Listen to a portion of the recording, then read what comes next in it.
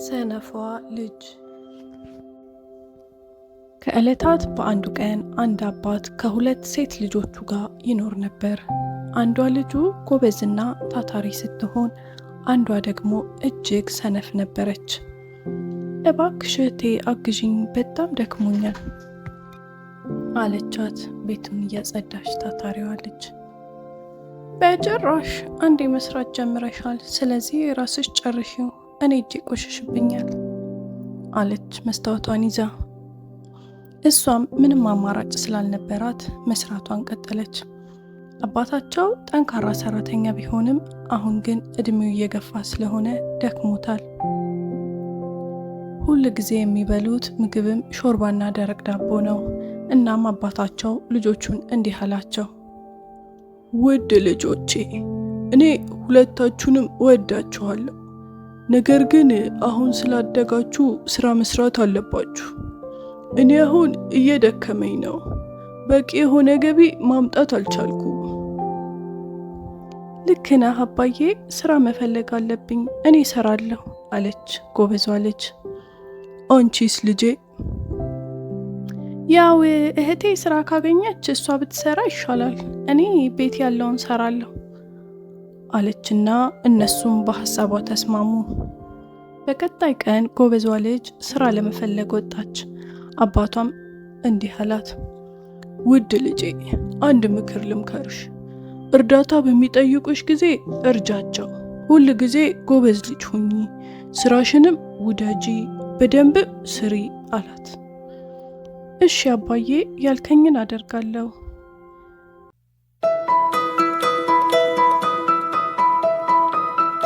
ከዚያም ስራ መፈለግ ጀመረች።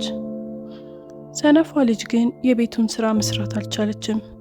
እጅግም ተመሰቃቅሏል። በየቀኑም እየባሰባት ነው።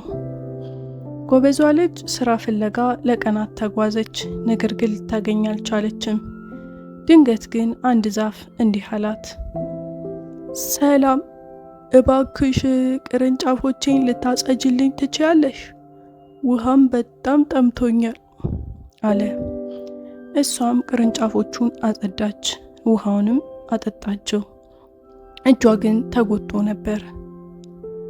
እሱም አመሰግናለሁ እህቴ፣ ግን ውሃ አለቀብሽ እኮ ላንቺ አላት።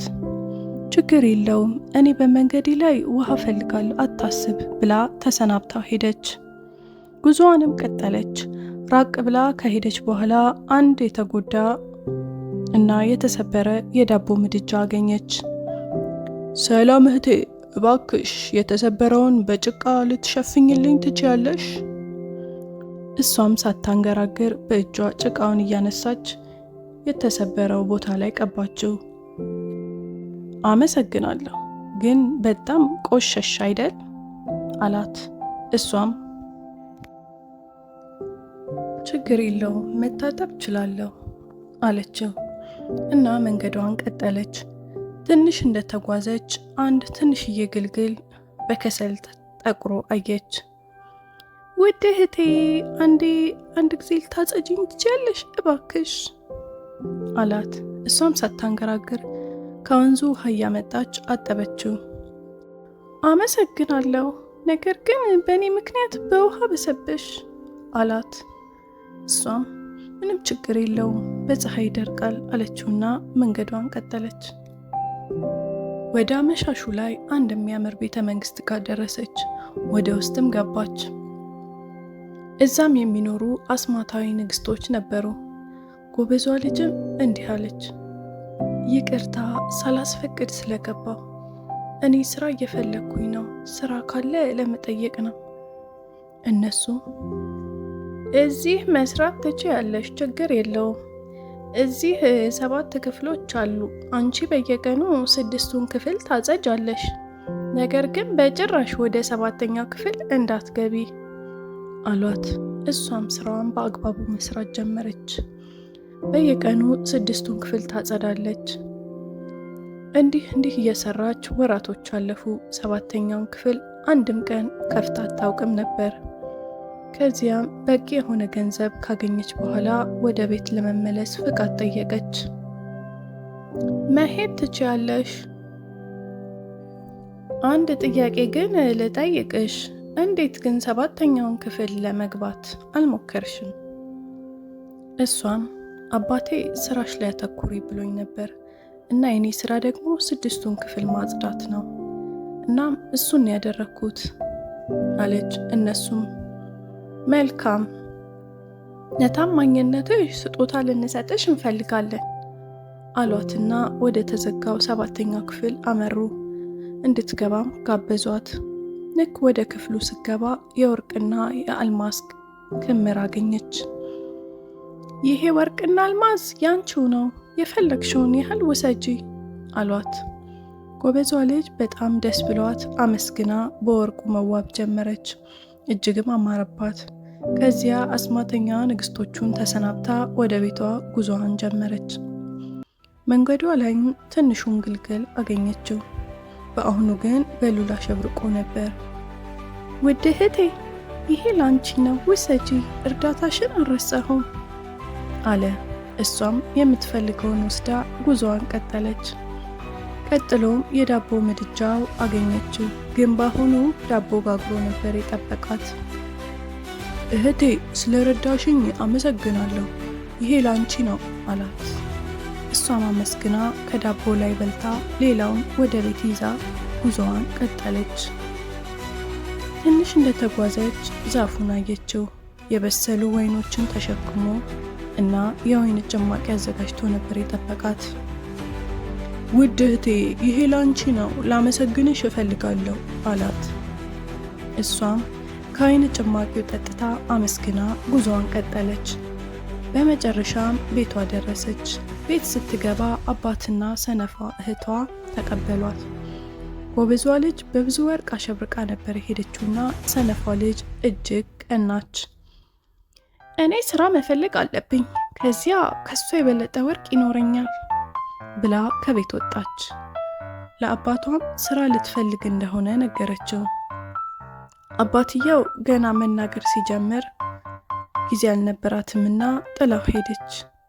ለቀናት ከተጓዘች በኋላ አንድ ዛፍ በደከመ ድምፅ ሰላም እህቴ፣ እባክሽ ቅርንጫፎቼን ልታጸጂ? አይ በጭራሽ፣ በዚህ ፀሐይ ፀጉሬ ይበላሽብኛል ብላ ጥላ ሄደች። አሁንም ትንሽ እንደተጓዘች የዳቦ ምድጃ አገኘች። እሱም እርጅኝ ሲላት፣ እንዴ ላንተ ብዬ እጄን ላቆሽሽ ነው? አይ ጥፍሬ ቀለም ይበላሽብኛል። እሱንም ጥላው ሄደች። ከዚያም አሁንም ትንሽ እንደተጓዘች ከከሰል የተለወሰ ግልገል አገኘች። እሱም እርዳታውን ጠየቃት። አይ በጭራሽ፣ በጣም እኮ ነው የሚያስጠላው፣ ዞር በል ከመንገዴ፣ ቆሽሸሃል ብላ እየሮጠች ጥላው ሄደች። ራሱን አይታጠብም እንዴ? እንዲህ ነው የሚያስጠላው። ከዚያም ወደ ቤተ መንግስቱ ደረሰች። ወደ ውስጥም ገባች። አስማተኛ ንግስቶቹም 6ቱን ክፍል ብቻ እንድታጸዳና 7ኛውን ክፍል በጭራሽ እንዳትከፍት ነገሯት። እሷም ተስማምታ መስራት ጀመረች። ለወራቶች 6ቱን ክፍል ካጸዳች በኋላ በዕለታት በአንዱ ቀን በ7ኛው ክፍል በኩል ስታልፍ ለመግባት ጓጓች። ማንም እንደሌለ ካረጋገጠች በኋላ ቀስ ብላ በሩን ከፍታ ገባች። ነገር ግን ወርቅና አልማዝ አልነበረም የጠበቃት። ትላልቅ ንቦችና የሌሊት ወፍ ነበሩ። ንቦቹ ከበቧትና አንድ በአንድ ነደፏት። ሰውነቷም እንዳለ ቆሰለ። ወዲያው እየሮጠች ወጣች። ከዚያም በመንገዷ ላይ በሉል ያሸበረቀ ግልገል አገኘች። ጠጋ ብላ ከሉሉ ልትወስድ ስትል ጥሏት እየሮጠ ሄደ። እሷም መንገዷን ቀጠለች። በጣም ደክሟት ነበር።